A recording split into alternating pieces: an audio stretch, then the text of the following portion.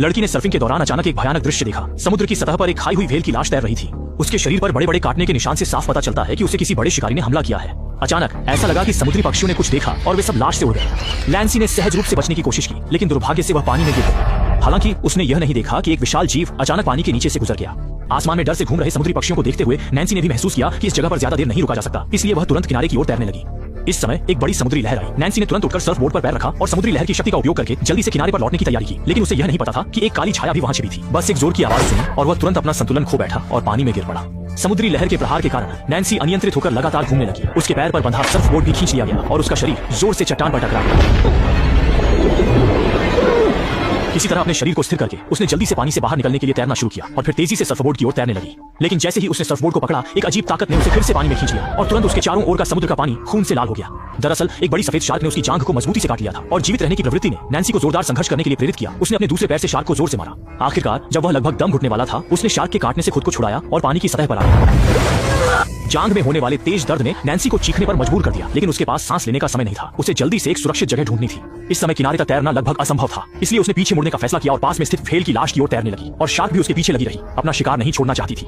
डरी हुई नैन्सी तेजी से लाश के पास तैर गई, लेकिन उसने देखा कि शार्क का शरीर बहुत फिसलन भरा है और वहां कोई पकड़ने का स्थान नहीं है। वह केवल समुद्री पक्षियों द्वारा छोड़े गए घाव को पकड़कर धीरे धीरे ऊपर चढ़ने की कोशिश कर सकता था। सौभाग्य से शार्क के करीब आने से 1 सेकंड पहले वह सुरक्षित रूप से ऊपर चढ़ गया।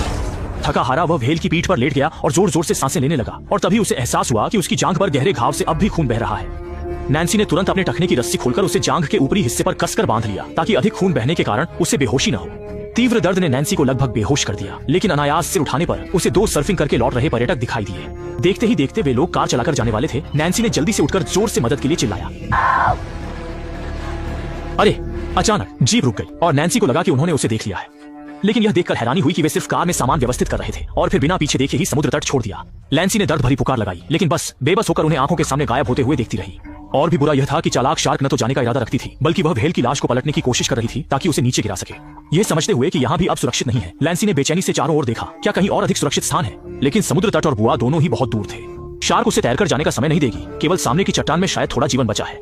देखते ही देखते शार्क ने दूरी बना ली और फिर से हमला किया। नैन्सी के पास हिचकिचाने का समय नहीं था। उसने फौरन पानी में कूदने का फैसला किया।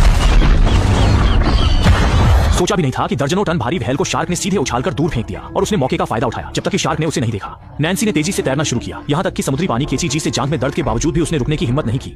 आखिरकार किसी तरह मंजिल तक पहुंची, लेकिन चट्टान पर मौजूद प्रवाल ने उसे फिर से सबक सिखाया। पैर के तलवे में चुभन की परवाह किए बिना जल्दी से चट्टान पर चढ़ गई और फिर चुपचाप चट्टान के किनारे पर लेटकर देखने लगी कि कहीं शार्क तो नहीं आ रही। हालांकि उसने शार्क को नहीं देखा, लेकिन इस समय नैन्सी बुरी तरह घायल थी। वह केवल खड़े होकर गुजरती हुई नौकाओं और न रुके हुए पर्यटकों के लिए प्रार्थना कर